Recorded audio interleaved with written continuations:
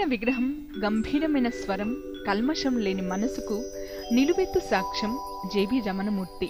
ఆయన మంచికి మారు రూపం. తెర మీదే కాదు, తెర వెనక కూడా ఒకే పాత్రను ఏకధాటిగా 40 ఏళ్లకు పైగా వేసిన ఘనత ఆయన సొంతం. అదే కన్యాశుల్కంలోని గిరీశం పాత్ర. అందుకే తెలుగునాట ఆయన రమణమూర్తిగా కంటే గిరీశంగానే ఎక్కువ పాపులర్. హీరోగా సినిమాల్లోకి ఎంటర్ అయినా కూడా ఆ తరువాత క్యారెక్టర్ ఆర్టిస్ట్గా నిలిచిపోయారు. నటించింది కొద్ది సినిమాలే అయినా ఎప్పటికీ గుర్తుండే పాత్రలు ఆయనవి. బాలచందర్, విశ్వనాథ్ వంటి దర్శకులకు ఇష్టమైన ఆర్టిస్టు ఆయన. సినిమాల్లో బిజీగా ఉన్నా కూడా రంగస్థలం మీద మమకారాన్ని మాత్రం ఆయన విడిచిపెట్టలేదు. అటు సినిమాల్లో ఇటు నాటకాల్లోనూ తన అభినివేశాన్ని కొనసాగిస్తూనే ఉన్నారు. అన్నయ్య, జేవి సోమయాజులు, శంకరాభరణం సినిమాతో ఒక్కసారిగా గొప్ప నటుడుగా పేరు తెచ్చుకోవటం తనకెంతో గర్వకారణమని అంటారు రమణమూర్తి. రమణమూర్తి హైదరాబాద్లో విశ్రాంత జీవితం గడుపుతున్నారు. TV1తో ఎన్నో విశేషాలను పంచుకున్నారు. ఆ వివరాలు మీకోసం.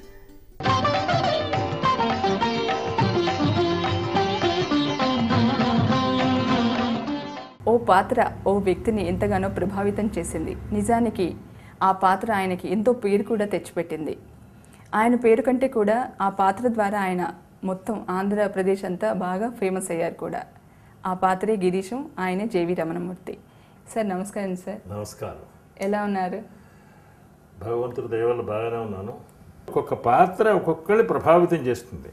నన్ను గిరీశం పాత్ర ప్రభావితం చేస్తుంది. అంటే గిరీశం పాత్ర నన్ను ఊహాలోకాల్లో ఎక్కడికో తీసుకెళ్ళింది.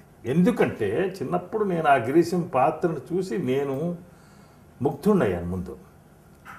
ముగ్ధుణ్ణయిన తర్వాత అటువంటి పాత్ర ఒకటి సృష్టింపబడి ఉంది. అప్పుడు నేను విజయనగరంలో చదువుకునేవాడిని.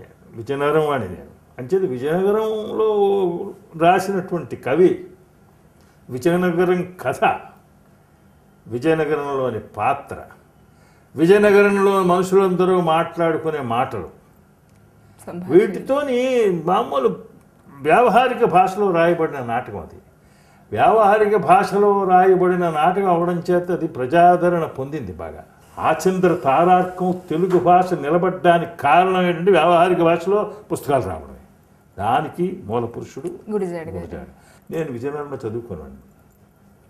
అప్పుడు ఈ నాటకం గురించి అక్కడ ఓ సీను అరసీను మా మాస్టర్లు ఆ నవంబర్ 30వ తారీఖు ఆయన వర్ధంతి నాడు వేస్తూ ఉంటారు. అది చూసి మొత్తం నాటకం వేస్తే బాగుండు అని నాకు బుద్ధి పుట్టింది. దాని గురించి 2 సంవత్సరాలు అధ్యయనం చేశాము.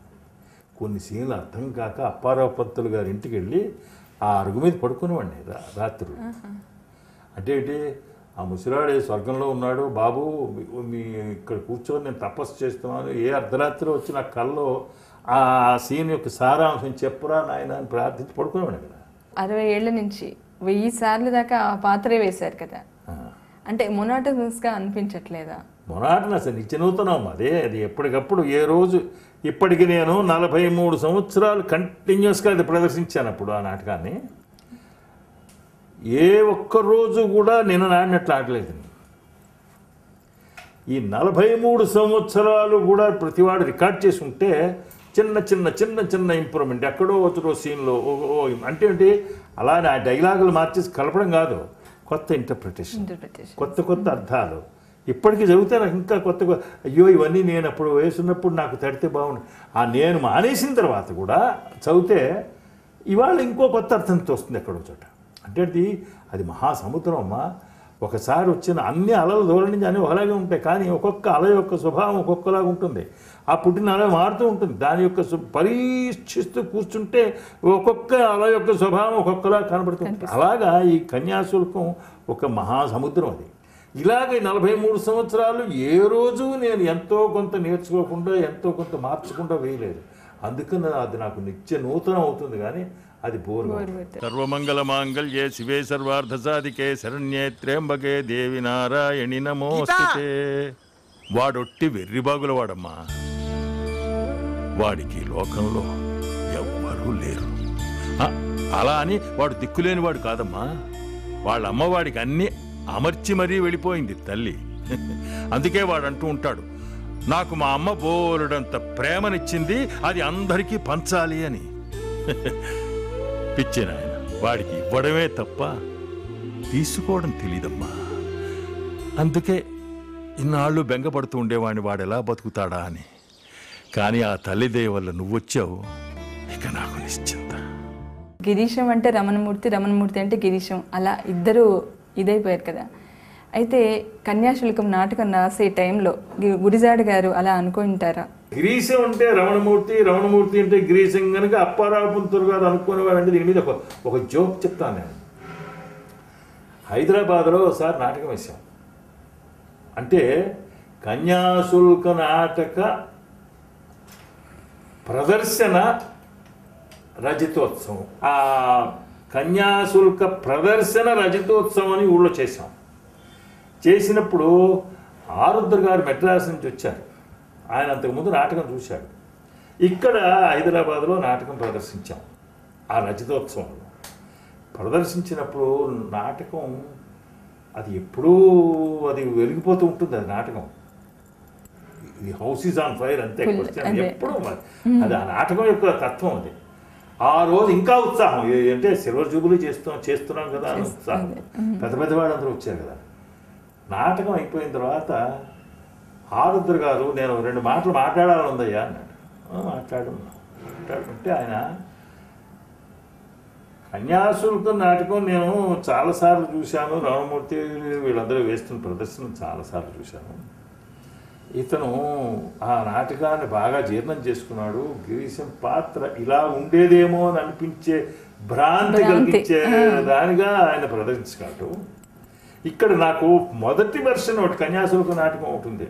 ఆయన నాటకం మొదటి ఒక వెర్షన్ రాసి దాన్ని డెవలప్ చేసి ఆయన కన్యాశుల్కం 2వ వెర్షన్ రాశాడు.